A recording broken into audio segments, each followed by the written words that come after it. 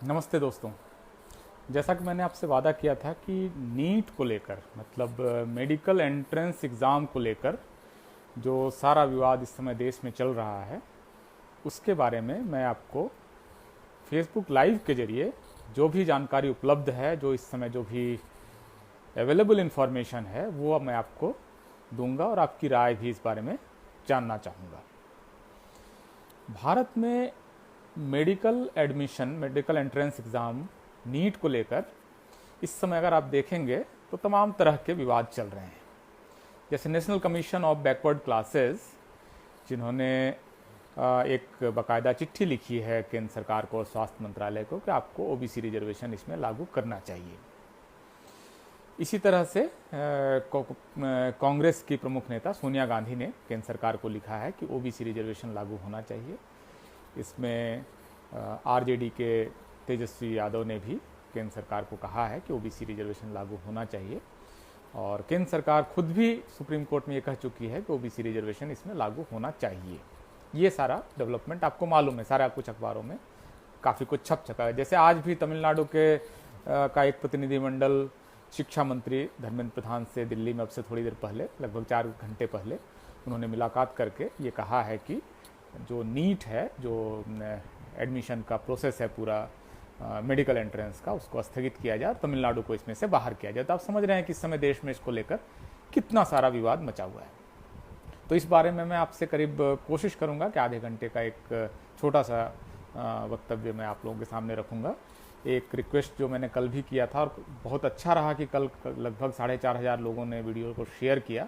बहुत बड़ी संख्या में वीडियो देखा गया, बहुत सारे यूट्यूब चैनल्स ने भी उठाया, लाखों की संख्या में कल जो जाति जवार जनगणना का वीडियो था उसको देखा गया। तो मेरा ये भी निवेदन है कि आप कृपया शेयर का बटन दबा दें।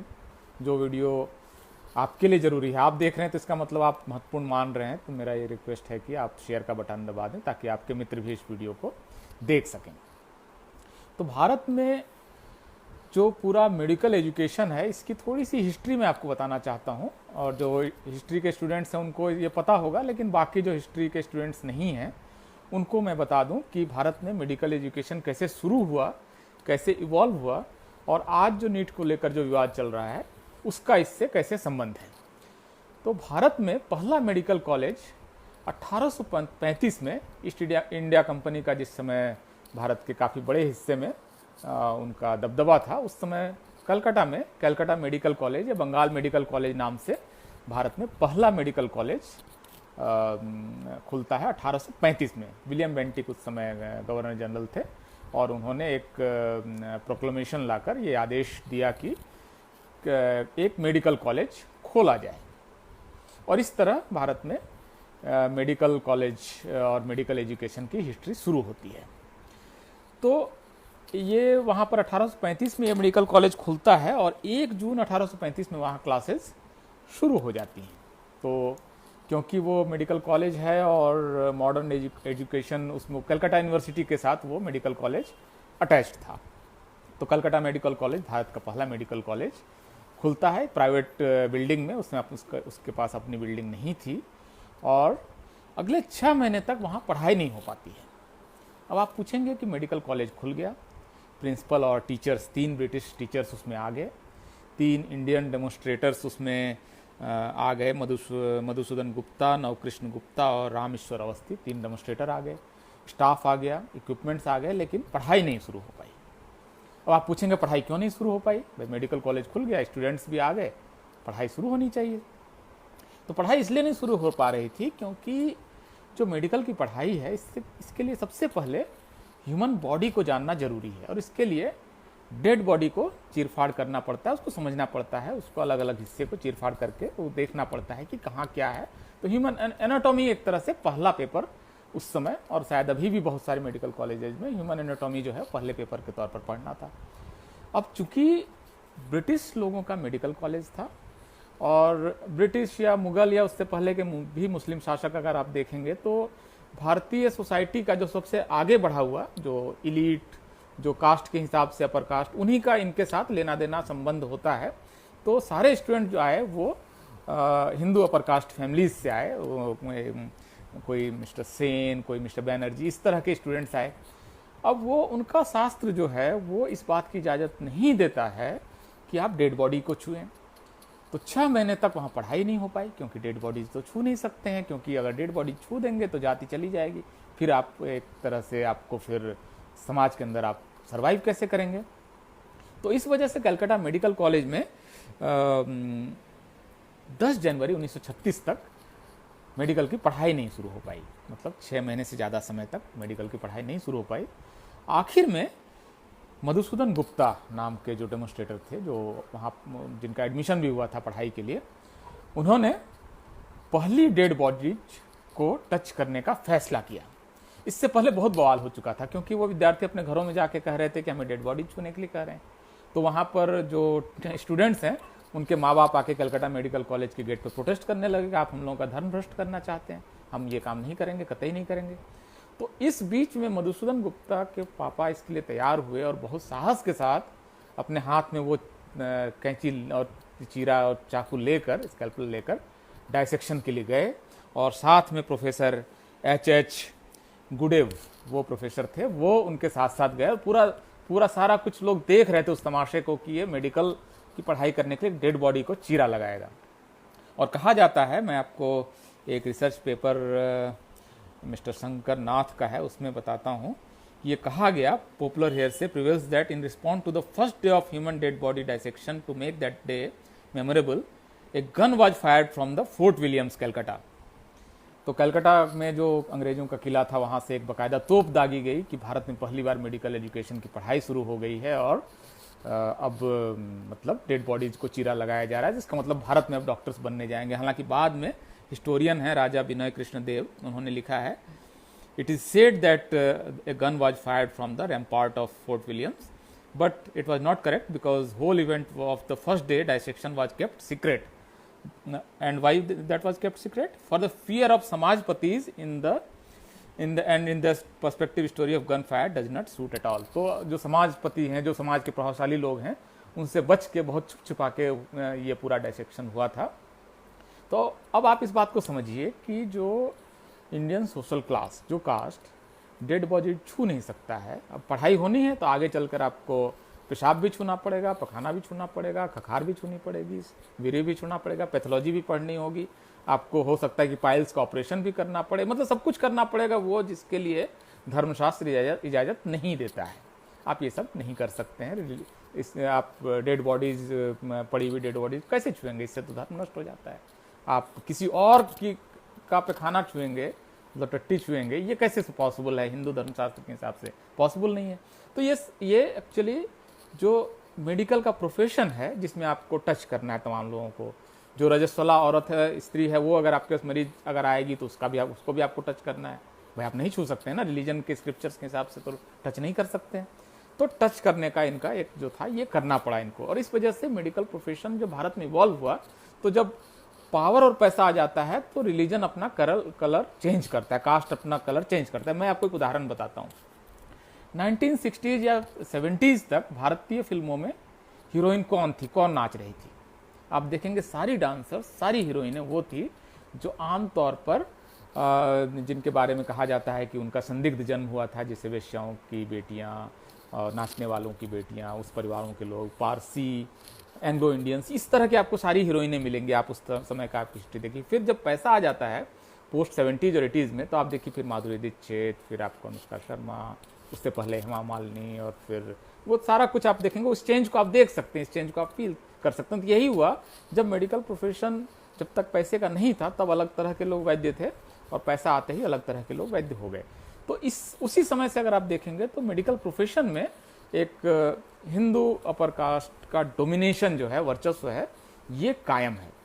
और आज की जो लड़ाई है, मैंने आपको इतनी सारी कहानी सिर्फ इसलिए बताई कि आज जो नीट का मामला है ये आपको उस वर्चस्व से जुड़ा हुआ है, क्योंकि उसमें ढेर सारा पैसा है, विदेश जाने के मौके हैं, नर्सिंग होम खोलकर ढेर सारा पैसा कमाने का मौका है। इस जो प्रोफेशन है, इस पर एक तरह से जो अपर कास्ट का डोमिनेशन है, वर्चस्व है, ये कायम रखने की कोशिश जो है वही आज के इस विवाद के मूल में है। अब भारत में ये वर्चस्व कैसे कायम हो? आज़ादी के बाद से भी जो आप देखेंगे तो मेडिकल की जिस तरह से पढ़ाई हुई, उसमें 2 फॉर्मेट बने। एक तो राज्यों के मेडिकल कॉलेज बने और एक सेंट्रल गवर्नमेंट के मेडिकल कॉलेज बने। राज्यों के मेडिकल कॉलेज में अपने अपने ढंग से उन्होंने रिजर्वेशन देना शुरू किया और उसके बाद फिर केंद्र में भी SC/ST का रिजर्वेशन लागू हुआ, राज्यों ने OBC का भी रिजर्वेशन देना शुरू किया।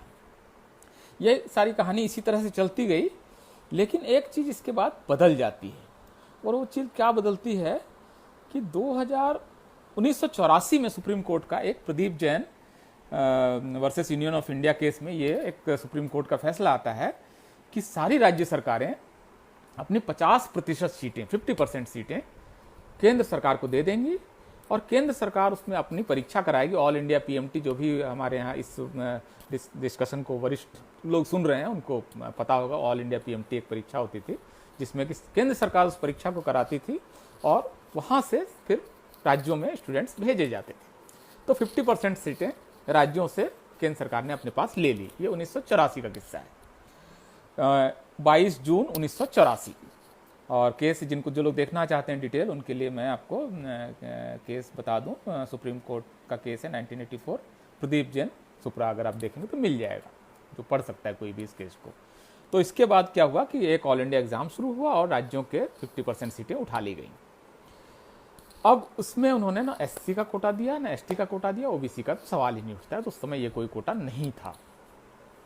तो राज्यों से जो सीटें ली गई केंद्र सरकार के पास, वो केंद्र सरकार फिर अपनी परीक्षा करा के राज्यों के पास स्टूडेंट भेज देती थी। पर्पस ये था कि राज्यों के मेडिकल कॉलेज में देश भर के विद्यार्थी जाने चाहिए, और जिन राज्यों में मेडिकल कॉलेज और कम है या मेडिकल एजुकेशन का बहुत अच्छा स्ट्रक्चर नहीं है, वो भी मेडिकल की पढ़ाई कर सकें। इसके लिए बहुत ज़रूरी है, खास करके बिहार वगैरह जैसे राज्य जहाँ मेडिकल कॉलेज कम थे, उनके स्टूडेंट भी पढ़ सकें। इसके लिए ऑल इंडिया PMT का प्रोविज़न आया।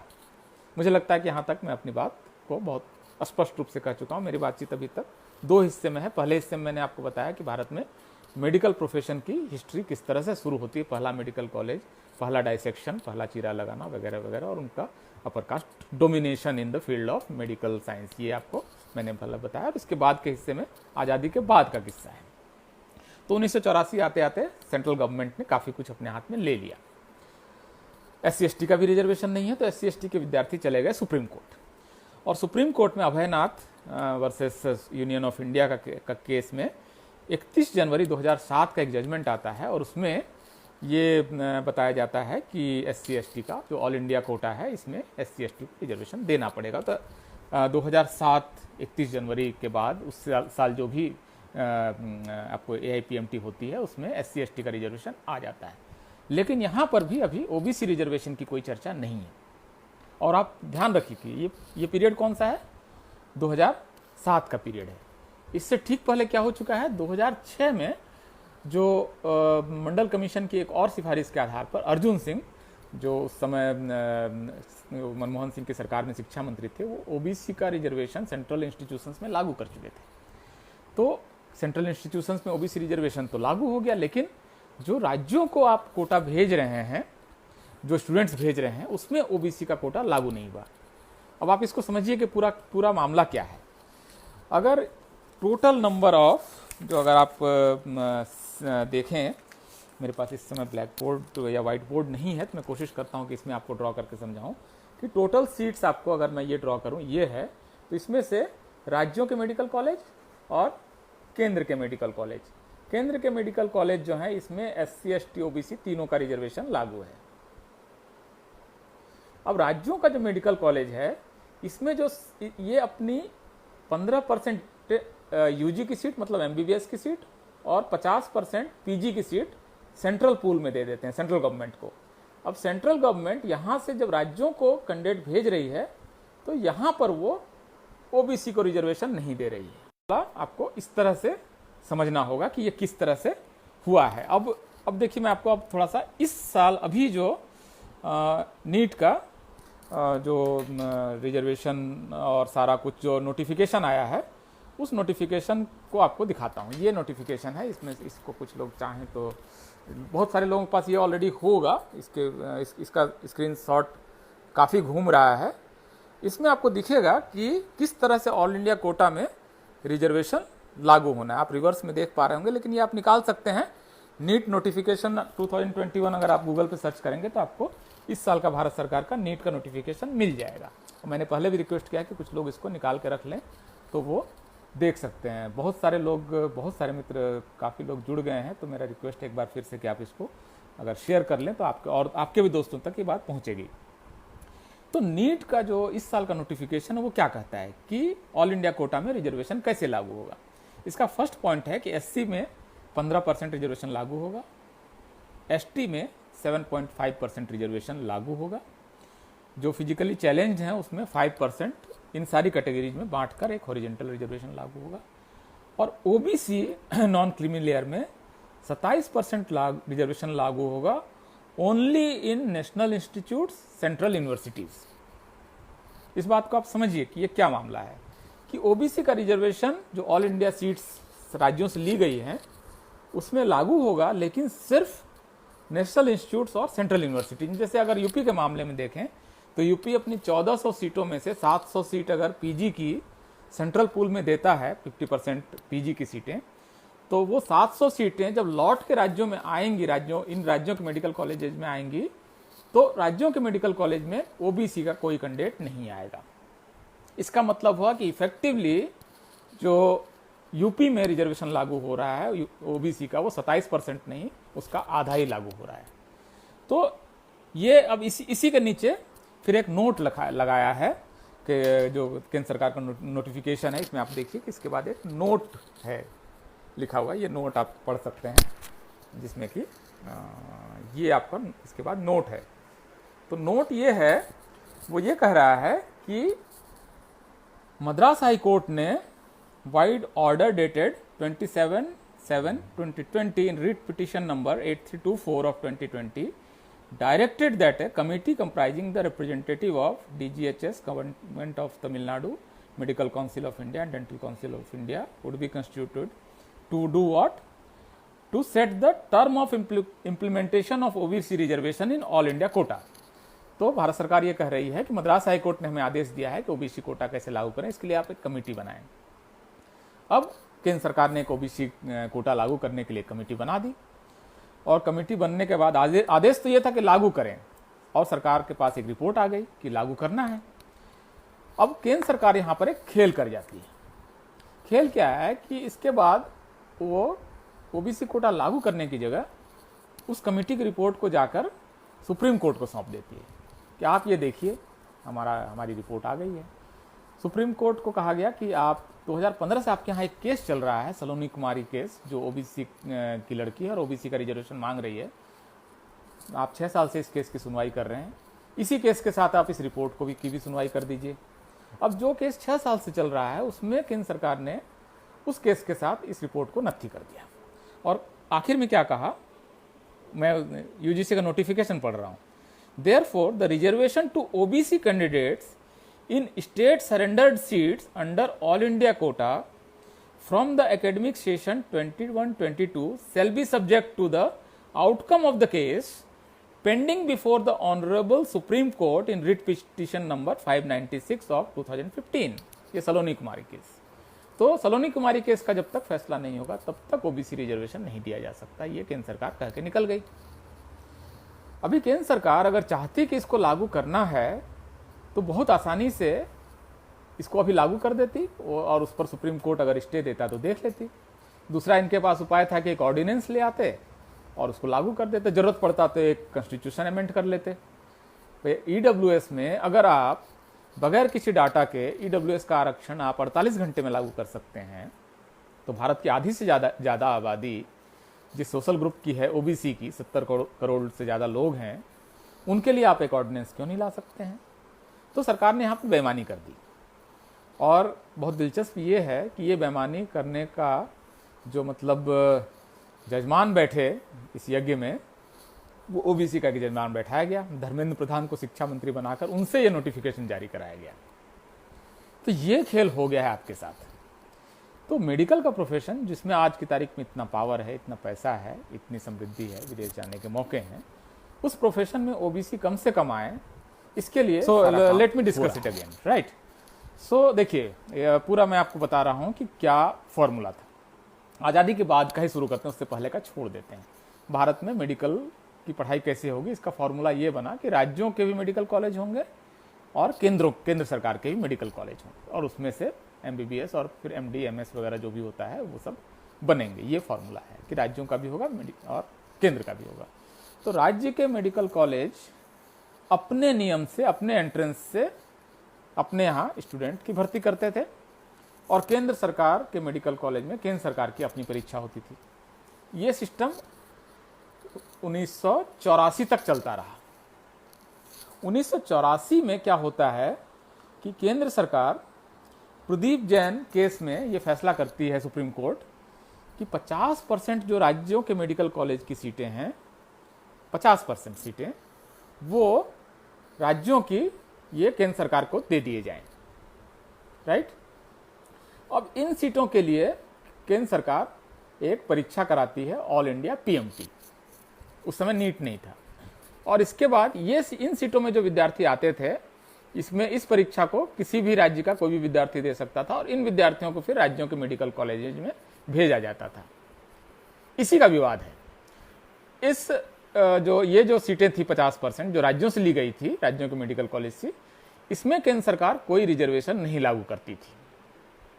न SC, न ST, न OBC, कोई भी रिजर्वेशन नहीं, न फिजिकली चैलेंज, कोई भी नहीं।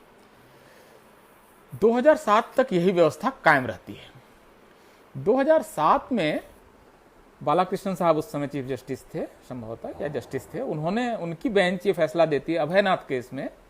31/1/2007 में ये फैसला आता है कि इसमें SC ST को रिजर्वेशन दिया जाएगा। अब ये आधी जो सीटें इसमें राज्यों से जो ली हुई हैं, तो अब यहाँ से जो स्टूडेंट राज्यों के मेडिकल कॉलेज में जाने लगे, इसमें SC ST को रिजर्वेशन मिलने लगा। इससे पहले OBC का रिजर्वेशन लागू हो गया था 2006 में, अर्जुन सिंह ने लागू कराया था, तो OBC को भी रिजर्वेशन मिलने लगा, लेकिन ये सिर्फ केंद्र के मेडिकल कॉलेजेस में लागू हुआ, राज्यों में नहीं हुआ। इस वजह से हर साल OBC के सीटों का नुकसान होने लगा। OBC के विद्यार्थी सलोनी कुमारी इसके खिलाफ सुप्रीम कोर्ट जाती है, उसका केस पेंडिंग है। इसी बीच में तमिलनाडु में एक केस आता है, और तमिलनाडु के केस में तमिलनाडु का जो हाई कोर्ट है, मद्रास हाई कोर्ट, वो फैसला देता है कि आपको OBC का रिजर्वेशन राज्यों को में भी लागू करना पड़ेगा, राज्यों के मेडिकल कॉलेज में भी लागू करना पड़ेगा, और इसके लिए आप एक कमेटी बनाइए। कमेटी में कौन कौन रहेगा? डायरेक्टर जनरल हेल्थ सर्विसेज, वो केंद्र सरकार के रहेंगे, medical council of India, dental council of India, ये एक कमेटी बना दी गई, जिसको रिपोर्ट कहा गया 3 महीने के अंदर में सब सेटल कीजिए और लागू कराइए। इस कमेटी ने अपनी एक रिपोर्ट बनाई और ये कहा कि इसमें पोजीशन ली केंद्र सरकार ने कि हाँ, OBC को भी हमें रिजर्वेशन देना पड़ेगा जो हम राज्यों को सीटें भेज रहे हैं, लेकिन OBC का ये जो रिजर्वेशन है इसको केंद्र सरकार ने लागू नहीं किया। क्या कि इस रिपोर्ट को जाके वो सुप्रीम कोर्ट में सौंप आए कि सलोनी कुमारी का केस आपके यहाँ ऑलरेडी चल रहा है, तो इसको आप एक बार फिर से देख लीजिए, हमारी रिपोर्ट लागू करनी है लेकिन हम तो नहीं करेंगे, आप एक बार देख लीजिए। अब जो केस 6 साल से चल रहा है, जाहिर है वो अगले 20 साल तक चल सकता है, और जब तक चलता रहेगा तब तक OBC का रिजर्वेशन लागू नहीं होगा। ये है कुल स्थिति। इसी बीच में इस बार लागू करना था उनको। इसी बीच में धर्मेंद्र प्रधान एक दिन अचानक से नीट का एक नोटिफिकेशन जारी कर देते हैं, और उसमें जो नोटिफिकेशन मैंने आपको पहले भी बताया कि उसमें क्या क्या है, कि जो इसका पेज नंबर 21 है इस साल का नोटिफिकेशन, उसको आप पढ़िए तो पता चलेगा कि SC का रिजर्वेशन 15% सब जगह लागू होगा राज्य केंद्र में, ST का रिजर्वेशन 7.5% राज्य और केंद्र दोनों जगह लागू होगा, लेकिन OBC का रिजर्वेशन जो है वो only in national institutes and central universities में लागू होगा। ये धर्मेंद्र प्रधान साहब शिक्षा मंत्री होने के नाते उन्होंने ये लागू कर दिया इस साल के लिए। इसका मतलब OBC की सीटें इस साल भी जाएंगी, और ये जो पूरा मामला है इसकी वजह से आपको OBC का 4 वर्षों में सेंट्रल गवर्नमेंट ने राज्यों से टोटल सीटें ली थी 40,842, और OBC की सीटों का नुकसान हो चुका है 11,027। इसमें अगर आप वेटरनरी डॉक्टर्स वगैरह भी जोड़ दें तो ये करीब 20,000 OBC की सीटों का नुकसान ऑलरेडी हो चुका है। इस साल और हो जाएगा, और ऐड कर लीजिए तो ये संख्या और चली जाएगी ज़्यादा। तो एक सरकार ऐसी है जो OBC इतना करती है, तमाम तमाशा कर रही है। प्रधानमंत्री चुनाव के समय खास करके हर तीसरी चौथी सभा में कहते हैं कि मैं पिछड़ी जाति की माँ का बेटा हूँ, मुझे नीच कह दिया, हाँ मैं हूँ नीच जाति का, मैं OBC माँ का बेटा हूँ, वगैरह वगैरह वो कहते ही रहते हैं चुनाव के समय। आप देखिएगा नरेंद्र मोदी की जाति किसी ने नहीं पूछी थी, वो खुद ही बताते हैं, मतलब आमतौर पर चुनाव के समय में वो बताते हैं इस बात का। तो अब ऐसी सरकार और जिन्होंने ओबीसी 27 मंत्री बना दिए और शिक्षा मंत्री बना दिया, वो ओबीसी का आरक्षण लागू नहीं कर रही है। अब सवाल ये है जो आप पहले ये पूछ रहे हैं कि इसमें क्या अभी किया जा सकता है। देखिए, इसका जो पूरा आंदोलन है वो खास करके दक्षिण भारत में है। मूवमेंट जो है, सड़क पर आंदोलन है, जो लोग पिछले साल एक अनीता नाम की लड़की जो 98% रिजर्वेशन स्टेट बोर्ड में लेके आती है और उसका जब एडमिशन नहीं होता है तो वो आत्महत्या कर लेती है, उसके खिलाफ वहाँ बहुत बड़ा प्रोटेस्ट होता है। डीएम के अपने घोषणा पत्र में शामिल करती है कि हम ओबीसी रिजर्वेशन लागू कराएंगे और नीट जो है वो अगर नहीं होगा तो नीट से हम अलग हो जाएंगे तमिलनाडु का। तमिलनाडु में ऑलरेडी 50 से ज़्यादा मेडिकल कॉलेज हैं, वो अलग हो गया तो उनको वो तो फिर फायदे में रहेंगे। तो आप समझ लीजिए बिहार झारखंड के मुकाबले उनके मेडिकल कॉलेज कितने ज़्यादा हैं, और उसमें 2 तो वर्ल्ड क्लास मेडिकल कॉलेज उनके हैं। तो या आपको इवन केरल वगैरह में भी ये डिमांड है, उत्तर भारत में इसकी डिमांड कम है। अभी ओबीसी को आप समझिए ना कि आप नीट समझाइए, फिर ऑल इंडिया कोटा समझाइए, फिर आप उसमें अभयनाथ का जजमेंट समझाइए, फिर सलोनी कुमारी समझाइए, फिर मद्रास का जजमेंट समझाइए, उसके बाद कमेटी समझाइए, कमेटी की रिपोर्ट समझाइए, सुप्रीम कोर्ट का फैसला समझाइए। आप क्या ये 10 लाख और 20 लाख ओबीसी को इतना समझा पाएंगे? आप तो पढ़े लिखे प्रबुद्ध लोग हैं, आप इसको शायद समझ पा रहे होंगे, और आपने अगर थोड़ा बहुत खबर देखी होगी तो आपको समझ में आएगा। क्या इस देश में 10 लाख या 20 लाख की आबादी को आप इन जटिलताओं को समझा पाएंगे जिन जटिलताओं में इन्होंने आरक्षण को डाल दिया है? मतलब कुल मिलाकर इतना कॉम्प्लेक्स इसलिए बनाया गया है कि ये बहुत बड़े ज़्यादा लोगों तक ये समझ में ही नहीं आए। जो नीट की परीक्षा दे रहा है उसको तो समझ में आ रहा है, ओबीसी का जो आदमी पढ़ा लिखा है, लॉयर है, शिक्षक, उसको तो समझ में आ जाएगा। लेकिन आप समझिए कि किसान को आपको समझाना है जिसको कि नीट के बारे में कोई जानकारी नहीं है। किसान काफ़ी पढ़े लिखे भी हो सकते हैं, और समझिए कम कंपेरेटिवली पढ़े लिखे किसान को आपको समझाना है। कैसे समझाएंगे कि क्या नीट है, क्या AIPMT है, क्या फॉर्मूला है, क्या सुप्रीम कोर्ट का जजमेंट है, क्या ऑल इंडिया कोटा है, ऑल इंडिया के अंदर कैसे सब कोटा है, राज्यों को सीटें जाती है, सेंट्रल पूल होता है सीटों का। मतलब इतना कॉम्प्लेक्स आप कितना समझा पाएंगे? जबकि सरकार बहुत सीधे सीधे काम करती है। सरकार ने कहा कि ओबीसी रिजर्वेशन नहीं देंगे, उनका मामला तो इतना सिंपल है, आज कुछ नहीं अगर आप करते हैं तो ओबीसी रिजर्वेशन लागू नहीं होगा। तो स्टेटस को जो है, जो स्थिरता है इस समय की, जैसा है वैसे ही चलता रहे तो ओबीसी का नुकसान है। और ओबीसी को नुकसान है तो क्या मतलब है? ये सीटें ओबीसी की कहाँ जा रही हैं भाई? ओबीसी की सीटें यहाँ पर SC तो आ नहीं रहा है, ST तो इसको ले नहीं रहा है, मुसलमान को ऐसा नहीं है कि उनको मिल रहा है। ये सीटें ऑब्वियसली हिंदू पर कास्ट के पास ये सीटें जा रही हैं, उनके बेनिफिट का है। तो ये पॉलिसी कंटिन्यू रहेगी अगर आप विरोध नहीं करते हैं। सीधा सिंपल है। नॉर्थ में इसका विरोध कम है कंपेरेटिवली। वैसे अच्छा है कि इसमें सोनिया गांधी ने बहुत एक साहसिक फैसला लिया और केंद्र सरकार को, बाकायदा प्रधानमंत्री को उन्होंने लिखा कि आप इसमें ओबीसी रिजर्वेशन लागू कीजिए। प्रियंका गांधी की भी इसमें आप ट्वीट भी देख सकते हैं, उन्होंने भी किया है। इससे पहले तेजस्वी यादव यहाँ बोल चुके हैं, उससे पहले इस इशू पर आपको SP भी छिटपुट बोल चुकी है। ऐसा भी नहीं कि उन्होंने नहीं बोला, लेकिन बहुत बड़ा कोई सामाजिक आंदोलन नहीं है, चेतना का वो लेवल नहीं है जहाँ पर इसको आप बहुत बड़ा सामाजिक आंदोलन बना सकें। इसलिए बहुत जरूरी है कि इस पर बात की जाए।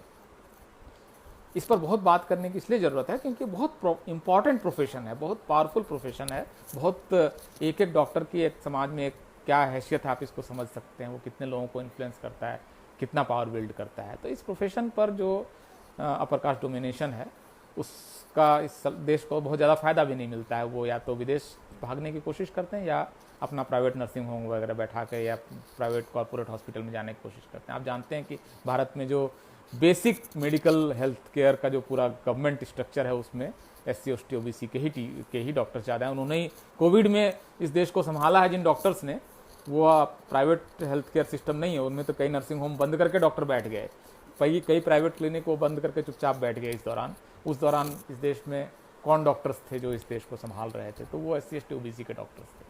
तो इसलिए बहुत ज़रूरी है कि SC ST OBC के बहुत डॉक्टर्स हों। आपको जैसे अब आज तक कोई ऐसा SC ST OBC का डॉक्टर नहीं हुआ जिसने किडनी बेची हो। वो किडनी बेच ही नहीं सकता, वो ये जोखिम लेगा ही नहीं। उसको मालूम है कि पकड़े जाएंगे तो ज़िंदगी भर बाहर नहीं आएंगे। ये जोखिम भी कौन लेता है? जिसका ऊपर कोई बैठा हुआ है। तो ऑब्वियसली ये सारी स्थितियाँ हैं। तो नीट का सवाल मेरे ख्याल से इंपॉर्टेंट सवाल है, जटिलताओं में है। आप इसको मेरे ख्याल से देखें, समझें और इस बारे में अपनी ओपिनियन बनाएं, लोगों तक इसको पहुंचाएं। जटिल है लेकिन इतना भी कॉम्प्लेक्स नहीं है। आप अगर सिर्फ 2-4 डॉक्यूमेंट देख लें, जैसे आप इस साल का नीट का नोटिफिकेशन देख लें और मद्रास हाई कोर्ट का एक जजमेंट देख लें और सलोनी कुमारी केस में अब तक जो हुआ है पिटीशन वगैरह, ये देख लें तो आपको समझ में आ जाएगा कि क्या खेल हो रहा है। या इसमें जो खास करके तमिलनाडु सरकार जो कर रही है उसको अगर आप अखबारों में देख लेंगे तो ये समझ में आ जाएगा कि क्या हो रहा है। तमिलनाडु ही इस पूरे आंदोलन की जो युद्ध भूमि है, जहाँ पर ये संग्राम हो रहा है, वो तमिलनाडु है। तो इसमें बहुत ज़रूरी है कि आप खास करके इस बात पर नज़र रखें कि स्टालिन क्या कर रहे हैं, वहाँ के जो चीफ मिनिस्टर हैं, डीएमके क्या कर रहे हैं, इस पर नज़र रखिए। तो इस हिसाब से आपको इस पूरे मामले को आपको समझने में आसानी होगी और आप इस पर एक सुसंगत, बिल्कुल साइंटिफिक, फैक्ट बेस्ड अपनी ओपिनियन बना पाएंगे। बहुत तरह का इसमें प्रपंच छल हो सकता है, इसलिए बहुत ज़रूरी है कि गवर्नमेंट का डॉक्यूमेंट देखें, गवर्नमेंट की वेबसाइट में जाके देखें। सुप्रीम कोर्ट का जजमेंट देखना है, सुप्रीम कोर्ट की वेबसाइट पर जाके देखें। बहुत फैक्ट बेस्ड अगर आप इसको रखेंगे तो मेरे ख्याल से आपको इस बात को समझ सकते हैं। और निश्चित रूप से जब एक बात कह रहे हैं सेतवार साहब कि नेताओं की कोई गलती नहीं है, सारे भगत बनते जा रहे हैं, असल में देखिए नीचे से जनता का दबाव होता है तो नेता भी समझता है। नेता बिना मतलब जोखिम लेगा नहीं, वो बोलेगा कि हमने ओबीसी के लिए इतनी लड़ाई लड़ी, अपर कास्ट नाराज हुआ, ओबीसी पीछे आया नहीं।